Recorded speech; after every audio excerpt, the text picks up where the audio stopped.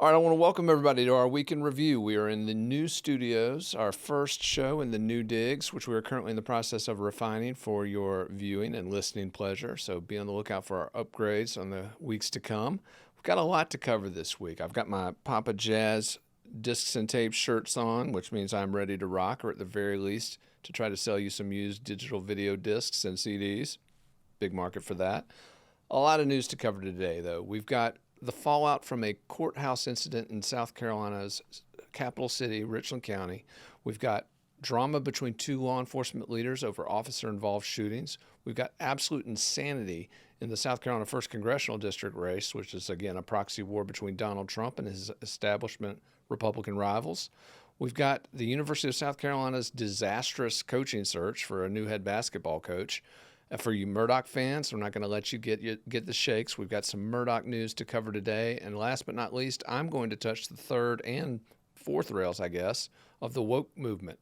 We're going to talk about trans athletes, and we're going to talk about critical race theory. All that and more headed your way on the Week in Review.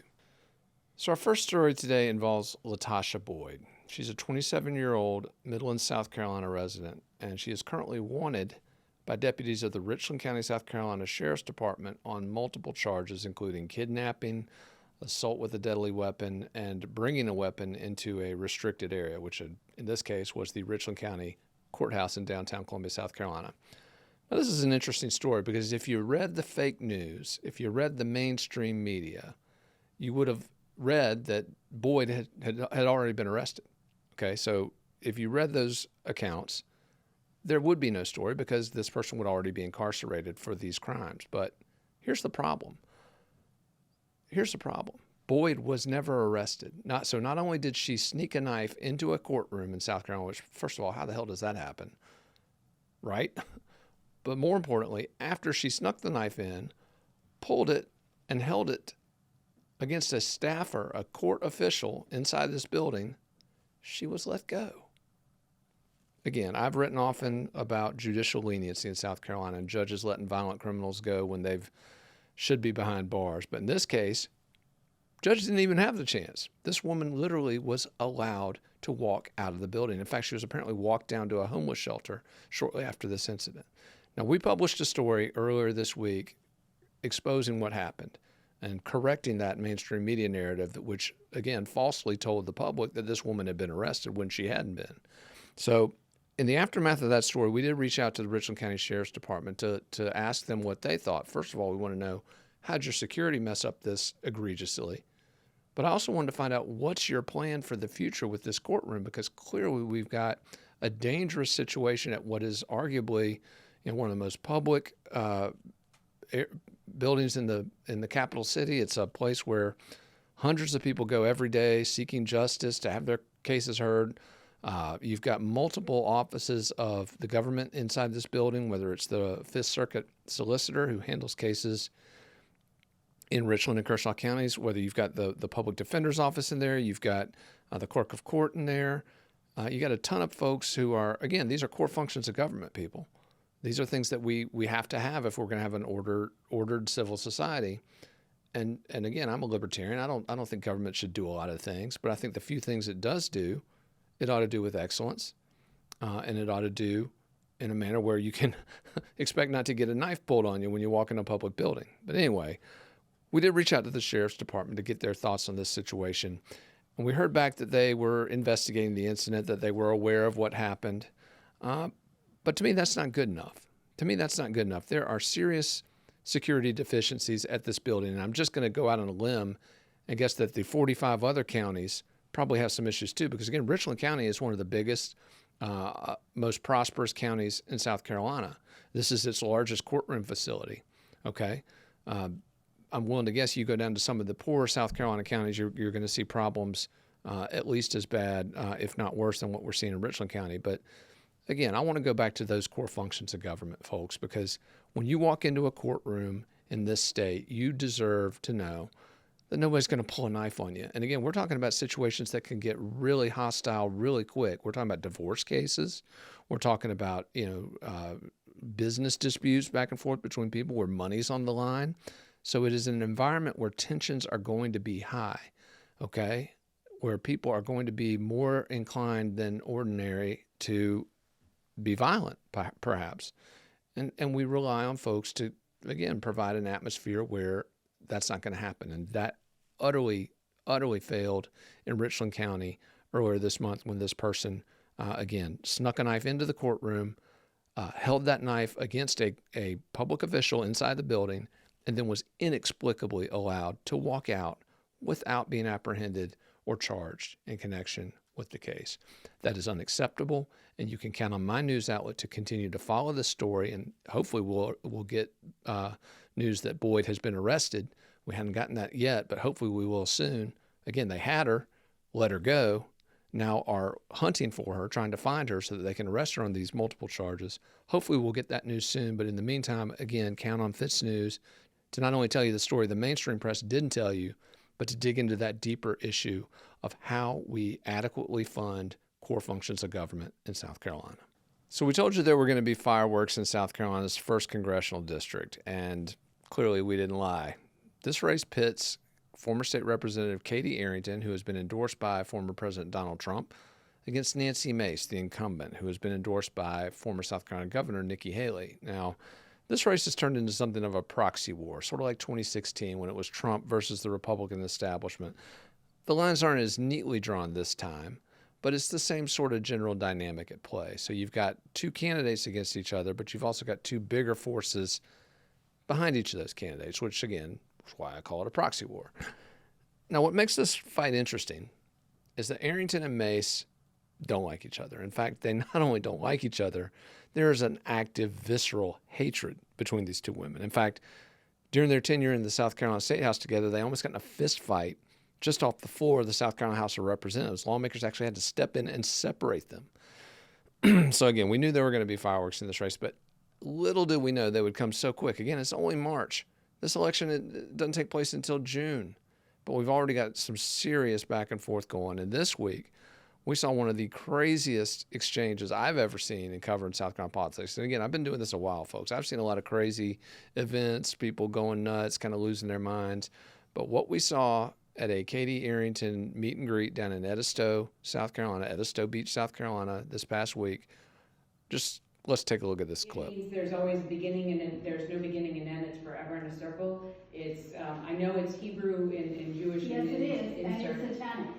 Well, for me, it's a ray of positivity to remember. Well, I've that. done a lot of research on it. It is satanic. Well, I will definitely research it. I've been wearing these for the night of my accident in 2018, and I've been wearing. I've been researching since 9/11, and I know it's satanic. Well, I will definitely. And the ADL. Okay, but for me, it's positivity, and it's a circle. No, of I life. think you're lying. And I want to commend you for asking the direct question. Wait a minute. Don't shut her out, okay? I will never vote for Katie Arrington because I know the truth about you. I can read two sides of the Listen, she tried to mow down her first husband with a vehicle. She has the worst language I have ever heard in my life. There are police reports, and they're going to come out, and the truth is going to come out about you. Okay, so let's try to recap what's going on here. We got two distinct allegations, right? Number one, that Katie Arrington is a Satanist, okay? And number two, that she tried to mow her former husband down with a vehicle. Yeah, welcome to South Carolina politics, people. It's the jungle. And I wanted to, we actually reached out to Katie Arrington's campaign, and they released a statement from her former husband, the man who was allegedly the target of this vehicular attack. And I wanted to read this quote. This is from Doug Homrich, who was Katie Arrington's first husband. In a statement provided from Katie Arrington's campaign, which I verified with Mr. Homrich, he said, "These attacks on Katie's character are false.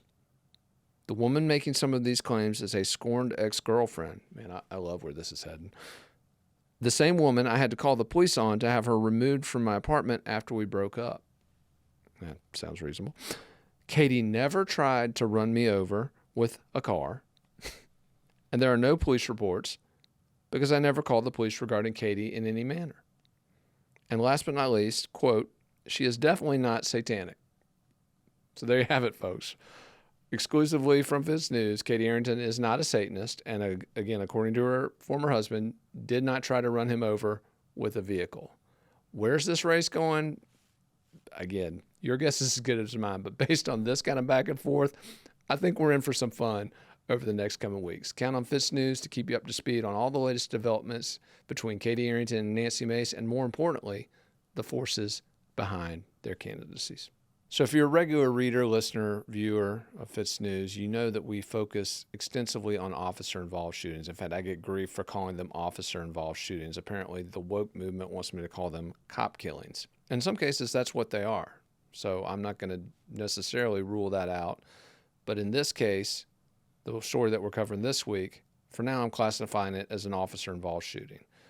But the story is bigger than this one incident, which claimed the life of a 34-year-old black man in Richland County, South Carolina. This story is bigger than that. It involves the integrity of the investigations into these incidents, because when you have police shooting people, again, in some cases they have to, in some cases they do it when they shouldn't.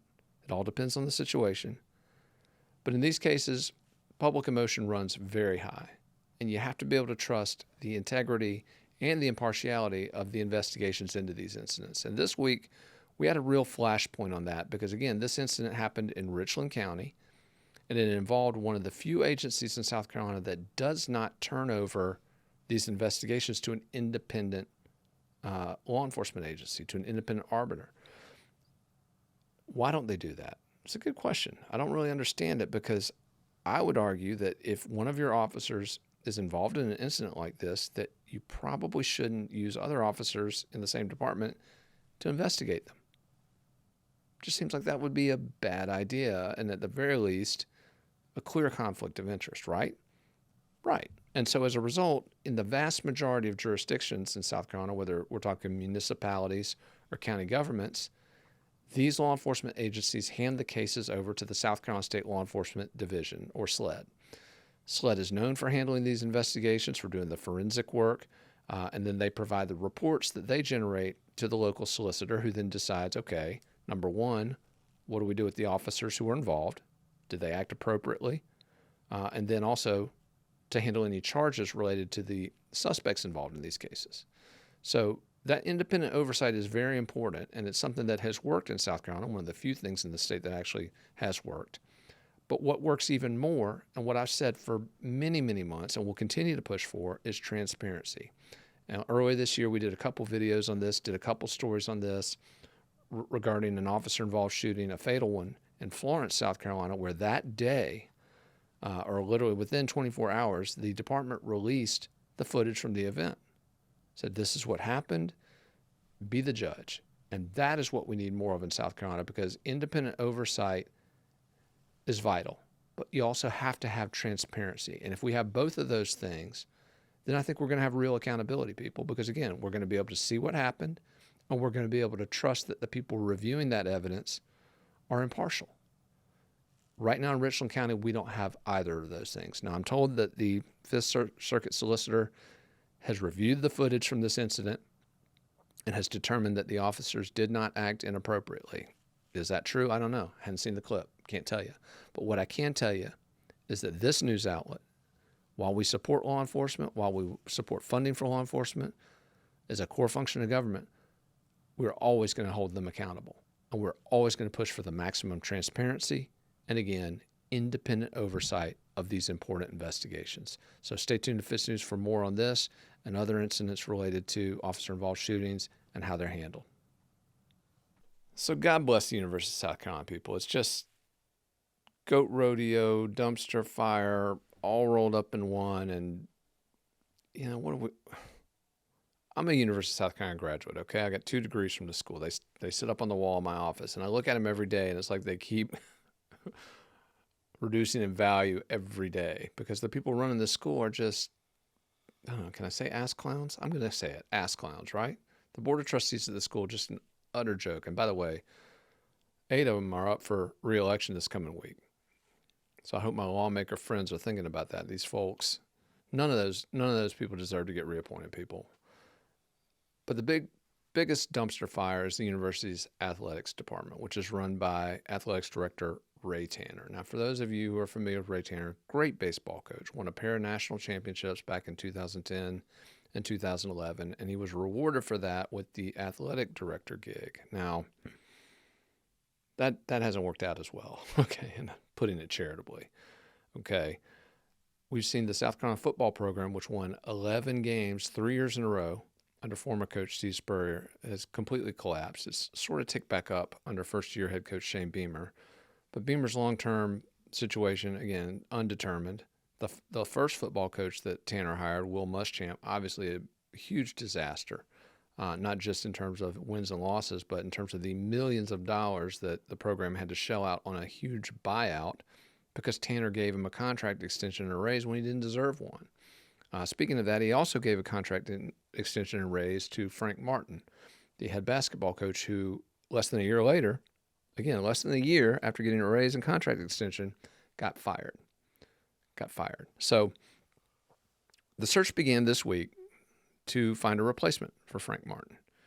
And it became very clear that the school was focusing on Sean Miller, the former basketball coach at Arizona. And I know this because I was out to dinner last week with my parents, with my wife, at Hall's Chop House, downtown Columbia, and I saw Sean Miller.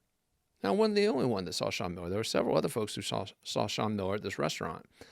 And so I wrote an article the next day that discussed having seen him there. And it turns out that I wasn't supposed to say that because apparently the university did not want people to know that Miller was in town. And why? I don't know, because Miller clearly wasn't going to become our basketball coach.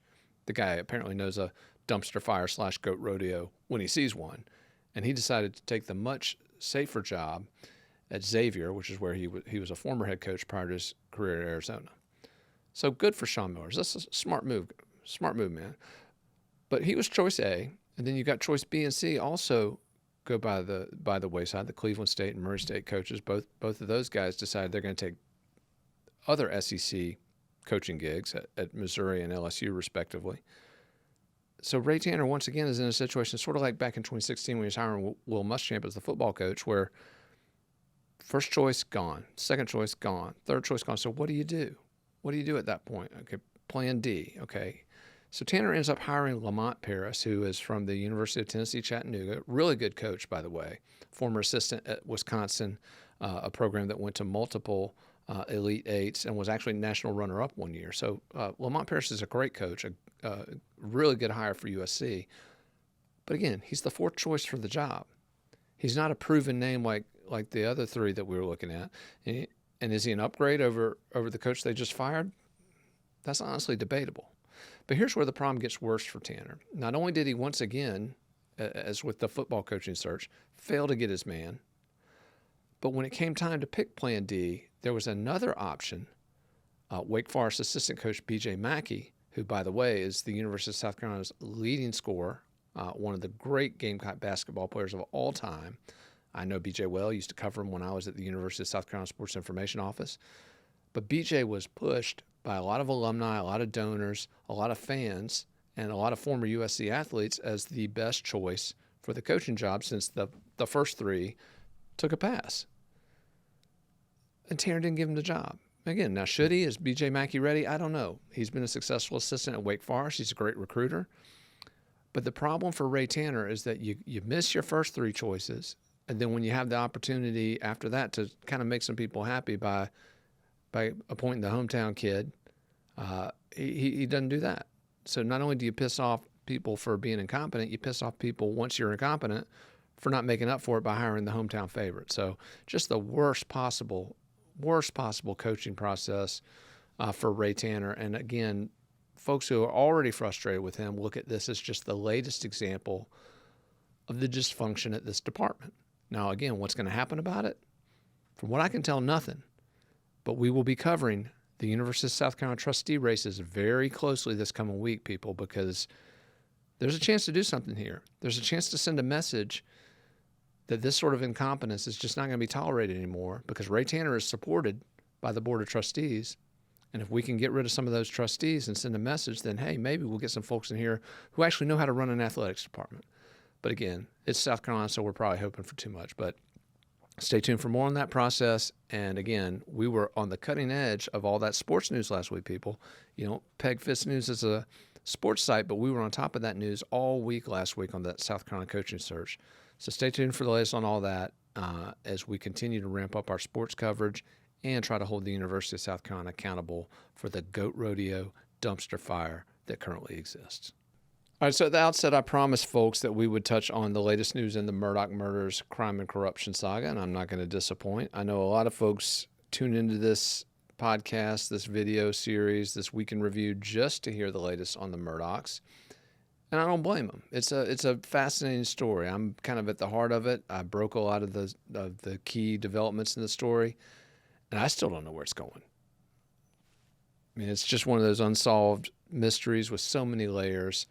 But we introduced a new player into the story this week, a new dramatis personae, if you will.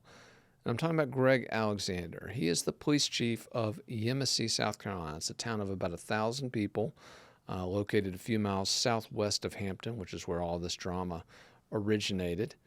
But Alexander is a longtime friend of the Murdock family. Of course, this is the influential group that wielded near total authority over a 5-county region in the South Carolina Lowcountry for over a century. They basically ran the courts. They ran the solicitor's office. They owned the juries, depending on who you ask. But they're the family that's at the center of this story. And Alexander, one of their longtime allies, one of their longtime friends, by his own admission. But we uncovered this week a check that was made out from Alec Murdock to Greg Alexander just 1 month after the double homicide at Moselle. And this, again, is the just shocking murder of Alec Murdock's wife, 52-year-old Maggie Murdock, and his youngest son, 22-year-old Paul Murdock, who, when he died, was at the heart of a criminal case involving a boat crash, which left a 19-year-old Hampton teenager dead, and which had exposed the family to a level of scrutiny it had never before experienced through a variety of civil actions, threatening to expose their finances. But this double homicide was what blew this case up on the national level, international level, really. And Alexander has been rumored to be connected to this incident somehow. Now, do we know exactly how? No. We've heard rumors, we've heard reports. We know that he's being looked at by law enforcement somehow in connection with this puzzle that we're still trying to piece together. But we don't know exactly how. But what we do know is that 1 month after the murders, he got a $5,000 check from Alec Murdock. Why? Well, I called Chief Alexander, asked him point blank, what was this for? He told me that Alec Murdock, his longtime family friend who had helped him and his family out in the past, he said, gave him the money, or loaned him the money rather, so that he could give it to his parents, who were apparently struggling with some payments. They needed the money, $5,000. Now, is that true? I don't know. I have followed up with Chief Alexander. I've asked him, do you have any documentation that shows what you did with the money? To any way to prove that that's what happened? He said no. And in fact, I also asked him, did you pay the money back? Has the money been paid back? He said, well, you'd have to talk to my dad. It's sketchy, people. Very sketchy. And some of the other connections between this man and this family are also very sketchy. Now, we've been investigating Alexander for some time. He's got some proximity to Lynn Wood, as those of you who watched our interview with Dave Hancock are aware of.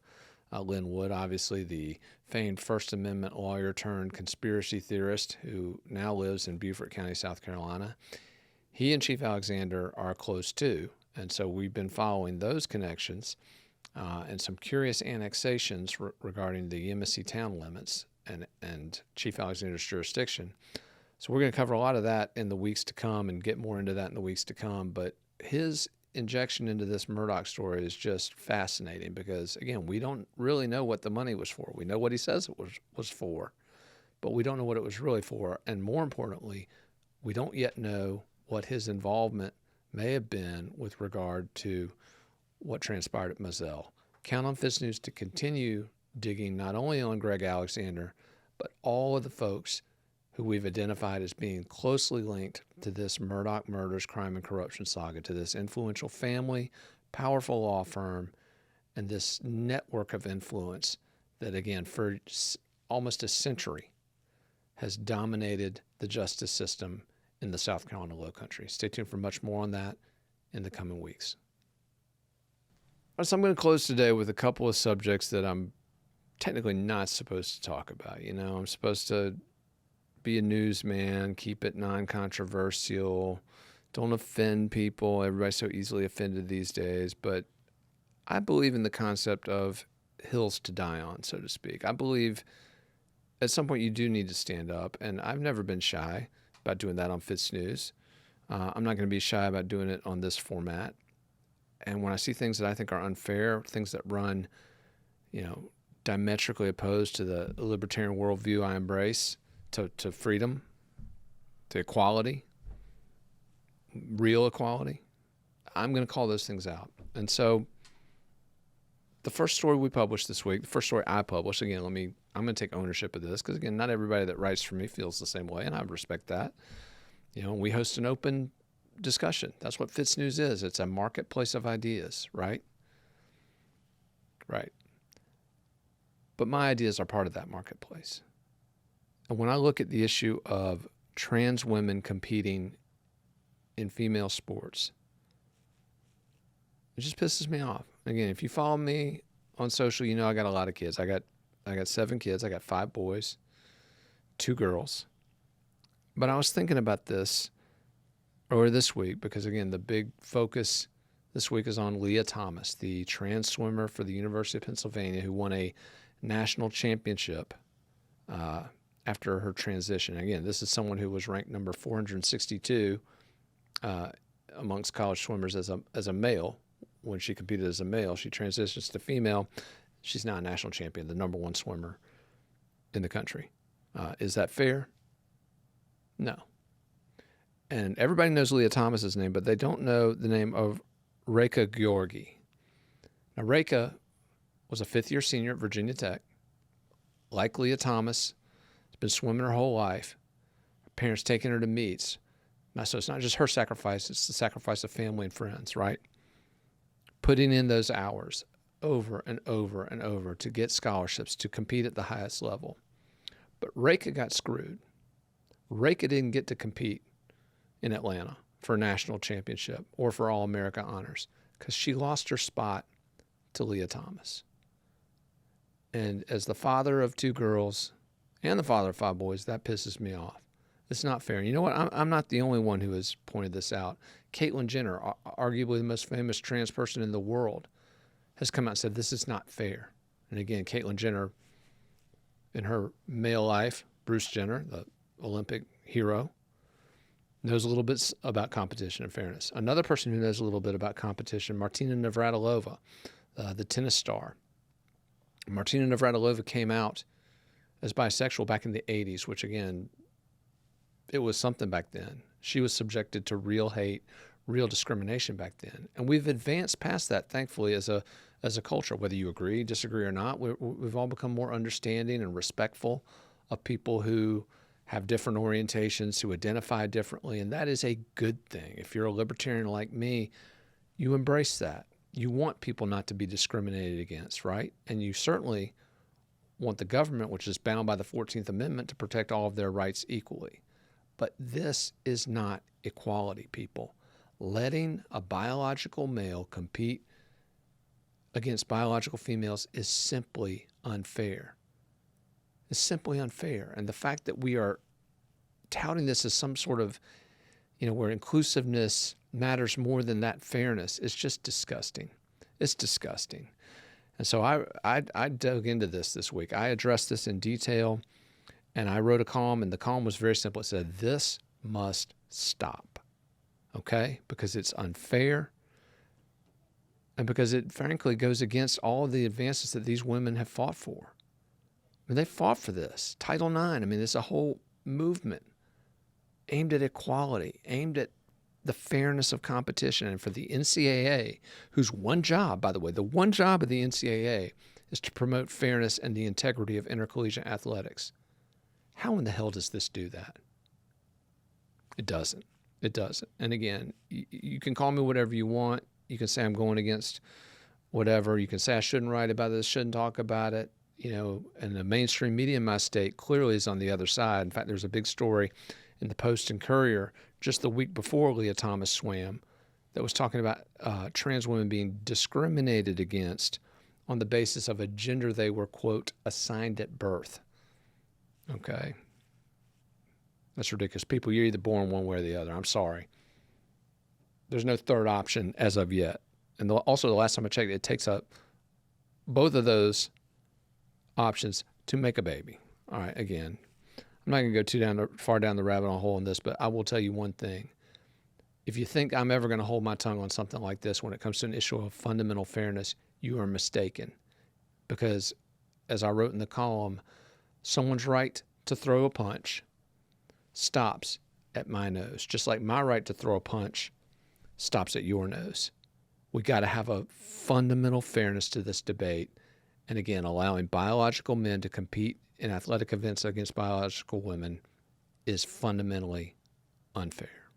All right, so the other third rail of wokeness that I'm going to reach and grab onto today is critical race theory. And I've taken some criticism for my description of critical race theory, and I want to read that to you real quick. Critical race theory maintains that present and future racism against white people is acceptable in light of racism perpetrated against black people in the past. I want to read that again because it's important, and we're going to come back to it. Racism against white people is acceptable in light of racism perpetrated against black people. That's basically two wrongs make a right. Now, I've been criticized for this description, this definition of critical race theory. People have said, oh, that's not really what it is. It's a new look at history. It's a fairer look at history. And there's some validity to that. There's some validity to that. But I want to pull the words of a guy named Ibram X. Kendi, who is arguably the leading scholar, I'm going to use that term very loosely, when it comes to critical race theory, because we did some coverage this week of one of Mr. Kendi's books, and folks, it was anything but scholarly. But first, I wanted to read you what he said. And this is a guy who gets paid $20,000 a pop to go into various corporate settings and tell them how racist they are. But here's what he said, and I quote, "The only remedy to racist discrimination is anti-racist discrimination. The only remedy to past discrimination is present discrimination. The only remedy to present discrimination is future discrimination." And again, this is an escalation, people. This is basically saying that you hit me, I'll hit you. But the last time I checked, who was hitting anybody? America has some dark chapters, people, some true scars in its history where people were treated in a way that just, it defies comprehension. It just so anathema to the notion of liberty that it makes me sick. And so when I look at the people during the 60s, and again, I wasn't alive back then. I was born in 1974. I didn't live through this. But you look back at some of the people who fought to change that. And again, I don't care if they're white or black, but the people who stood up and said, hey, this is wrong, this needs to change, those are people I'm always going to honor because they were fighting to expand liberty. They were fighting to take the pool of freedom and grow it, right? But now we've gotten out of that. We're now into this mode where, okay, someone has to pay for what happened, even though these people have been dead for generations. But, there's, your place in life, if you are a white person, is due to this, and therefore you are bad, white is bad, Does it make sense? I'm not saying there's not an argument there. As a white man, I'm not going to sit here and say that I've enjoyed some advantages, even being born in the 1970s, that may not have been available to a person who was a black man born in that same year, okay? I'm not going to say that because that wouldn't be fair. That would be ludicrous. But here's what I am going to say. Do we solve it? Do we solve it by demonizing my kids and your kids, pitting them against each other, filling them with hate, filling them with divisiveness, filling them with this worldview that everything has to be a zero-sum game? And I don't think that's the answer, people. We had reached a point in America, I felt, where people finally began to, and again, to borrow that famous quote from Martin Luther King, had started to judge people by who they were, not what they looked like. Again, content of character, not color of skin. That's a basic tenet of being a libertarian, of being a good person. But we're losing that now because we're veering so far into this new world of blame and attack and division. And again, we're mainlining it to our kids. I had somebody the other day tell me they didn't think that this was actually being taught in our government-run schools. Well, we've got a story up this week that shows not only is it being taught in our schools, but there are real consequences to the teachings. We've got little kids, again, being called slave owners, being called, they're throwing crackers, white crackers at these kids, being called overseers, being, all these horrible, and again, does a 7th grade kid in Rock Hill, South Carolina, do they deserve that? I don't think they do. I think we have to acknowledge our past. I think we have to accept our past. I think we have to not make apologies for it.